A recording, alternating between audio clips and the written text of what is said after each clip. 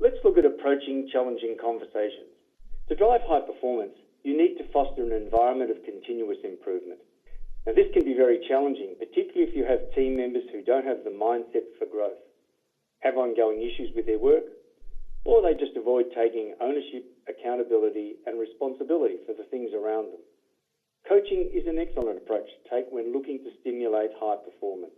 Hi, I'm Trevor Eddy, Accredited Senior Executive Coach, International Coach Federation. And this is Courtney Brung, Regional General Manager, Westpac. We'll now demonstrate to you how to open and manage a difficult conversation using a 7-step approach. Firstly, state the issue in succinct terms. I want to talk to you about the unfinished client proposals you bring to me. Then, select a specific example that illustrates the behaviour or situation you want to change. For instance, just this morning you left a proposal on my desk which requires a significant amount of work before we present to our client. Now, describe your emotions or thoughts about this issue. I get quite agitated when these proposals are left for me to review when they're incomplete. And importantly, clarify what's at stake. What's at stake here is that we run the risk of missing key deadlines and new business. If you wish, you can identify your contribution to the situation, but this is optional. I may have contributed to the situation we're in now because I've always taken on the responsibility of finishing proposals for the team. It is critical to indicate that you wish to resolve the issue. And what I'd like is that we find a way for you to deliver the proposals to me in a state which is ready for sign-off and presentation to our clients, even ahead of time. And finally, invite the person to respond. What are your thoughts on how we can achieve this? So that's how you approach challenging conversation. Let's look at now how to respond to challenging conversation. During a difficult coaching conversation, your coachee may come up with a number of excuses, explanations, or comments which are often used to avoid facing into the reality of the situation. Next, Courtney and I will demonstrate some suggested responses. These responses may help you to progress your coaching conversation and drive the outcomes you want with people who exhibit various types of behaviours. Firstly, you can use these coaching responses if you feel your coachee is trying to bully you or stand over you. I haven't got time for this now. How much time do you have? Why don't we reschedule it right now? I'm under pressure and you wouldn't know what pressure is. Are you here to attack me personally, or are you here to attack the problem? I disagree with your approach. Well, what specifically do you disagree with? I don't even want to be here. Okay, so you're angry about being here. What else are you angry about here at work? It's just important at this point to pull attention onto, say, a piece of paper or a whiteboard and start to map out what else they are angry about.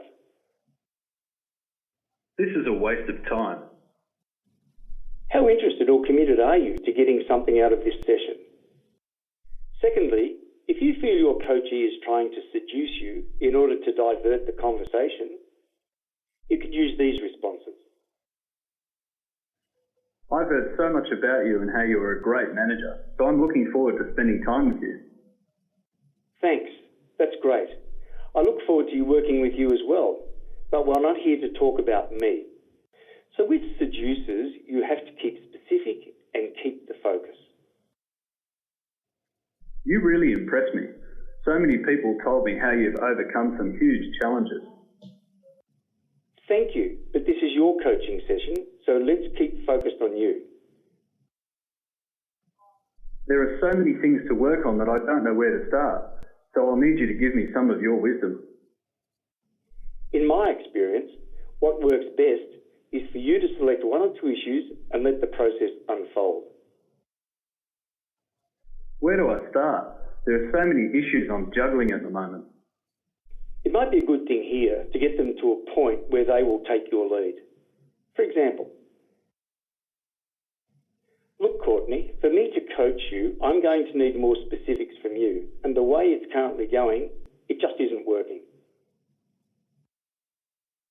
I've been here a long time.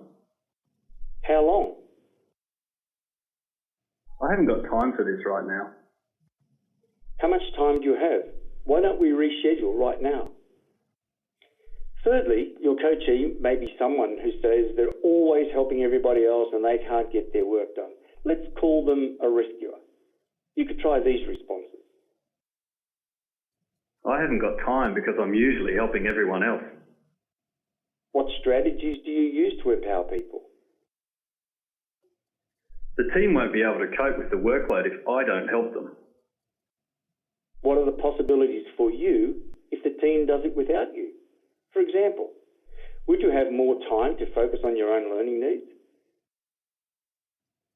I handle all the major and critical tasks in our team to make sure it's done right. What, if anything, are you willing to let go of within your team? I've got the most experience, so I'm always training and helping people out.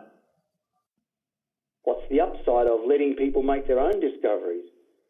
Or what's the opportunity for you and the team if you step back? And finally, there's the coachee who feels they are a victim of the systems and the processes and sometimes everything else. I don't know what to do and I've got no plan. Well, that's a great place to start, actually. I can help you come up with a plan. All the things I'm dealing with are tough issues. Okay, let's write them down. At this point, you can start writing down all of the issues on paper or a board and have the coachee prioritise what they can immediately influence. I'm finding it too hard to choose something to work on. Out of all the things that are tough, what would be the most valuable thing to concentrate on today? I don't know if this is going to work for someone like me. How would you feel if you were able to turn one of these around? I really need to do something, but I don't know where to start. That's not a problem. How would you like to start making a plan together?